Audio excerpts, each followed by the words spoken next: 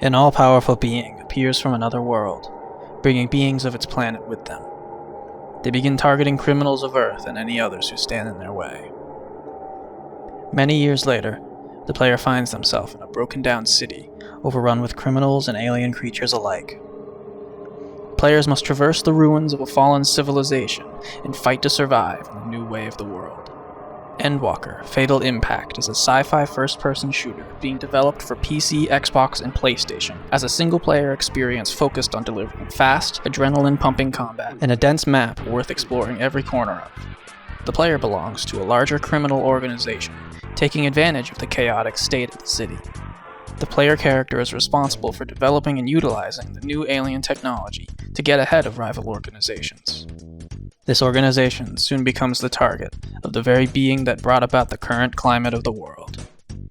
The city becomes a war zone as criminal organizations fight to fend off the extraterrestrial vigilante, using weapons built from their own alien technology the player worked to develop. The player, now caught in the middle, must weigh their odds of survival and attempt to remove themselves in hope of being spared by a threat unknown. Abandoning the criminal organization, the player makes an enemy of the broken city's criminal element and alien invaders alike, armed with alien weapons of the player character's own design. The player must traverse the hostile city and battle friends and foes alike, taking down criminal empires and surviving alien attacks. The sci-fi nature of both the setting and abilities places players in a scenario far removed from reality. The goal is then to present the player with seemingly overwhelming odds and give them the power to hone their skills and become a powerful force capable of overcoming those odds, making fantasy a core aesthetic to the game's experience. The sci-fi nature of alien creatures and weapons also helps to maintain a T for teen rating by avoiding an overly graphic use of violence and gore seen in many shooters. Moving further into fantasy remedies this, while allowing the map to be filled with combat encounters that feature an array of enemy and weapon types. Combat encounters can be found all throughout the game's map. Many actions are available to the player to tackle these challenges, but parkour proves to be the most vital. The player has an array of parkour abilities at their disposal, for movement and combat alike. Parkour abilities are necessary to dodge enemy projectiles and quickly move through the action. The player can slide while moving forward to gain speed, slip under obstacles, or dodge enemy attacks. Jumping out of a slide at the right time creates yet another boost of speed. Rolling can be performed while strafing to the side to easily dodge an attack at a small cost to some of the player's current speed. A tight window is presented where the player can jump out of a roll to maintain their current speed. Dodging backward doubles as a 180-degree turn at the cost of the player's current speed, allowing an easy turn to properly react to the action. Objects overhead can be grabbed and used to swing. A swing can stop the player quickly, change direction, or be jumped out of for a burst of speed. Because most enemies use projectiles over hit scans, parkour abilities can be used to skillfully dodge many incoming attacks.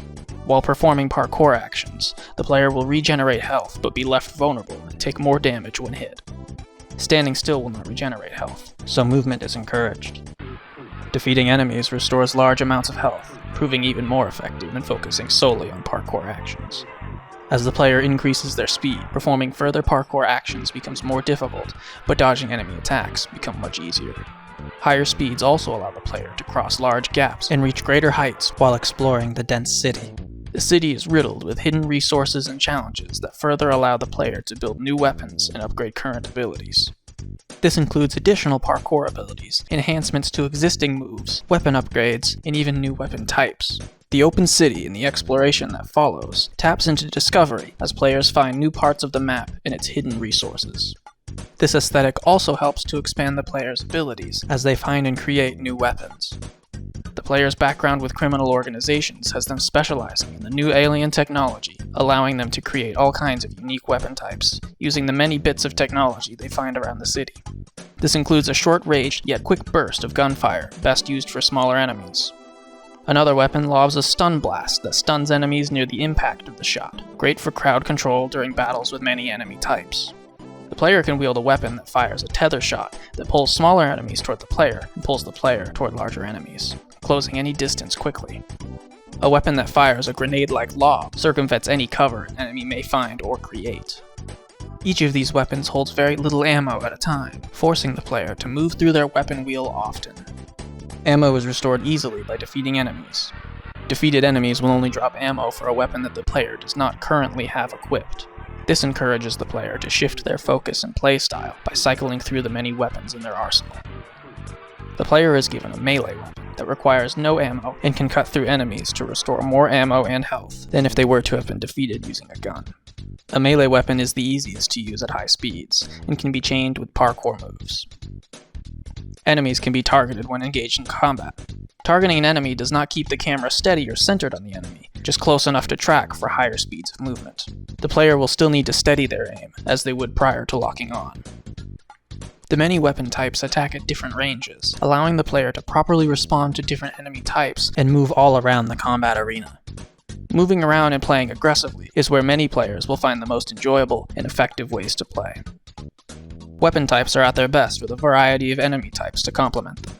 A city overrun with alien invaders is full of many different creatures with unique abilities. Smaller creatures appear in mass with little health, making easy targets for melee attacks to restore health and ammo.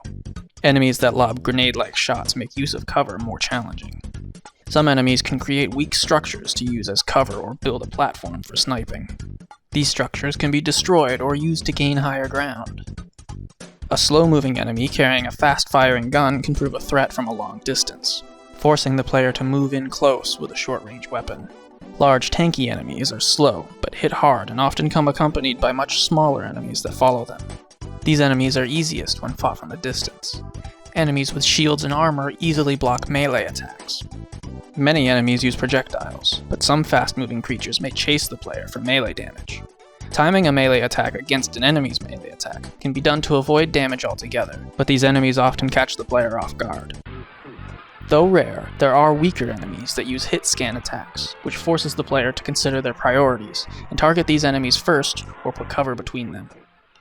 The many enemy types encourage the player to cycle through weapons often and utilize parkour actions to create and close distance wherever necessary.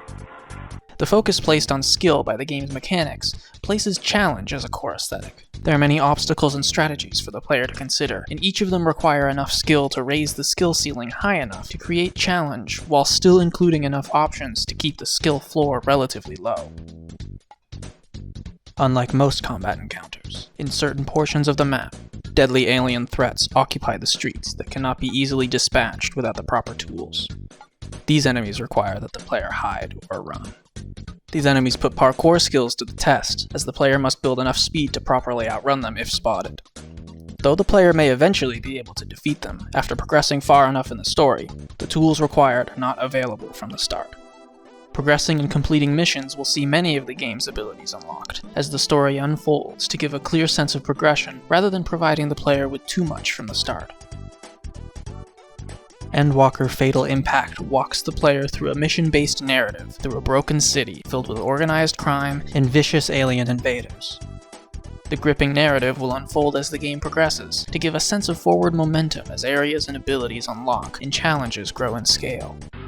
Traversing the map throughout the story acts as an obstacle course for player abilities, where players will find hidden resources, challenges, and blood-pumping combat encounters.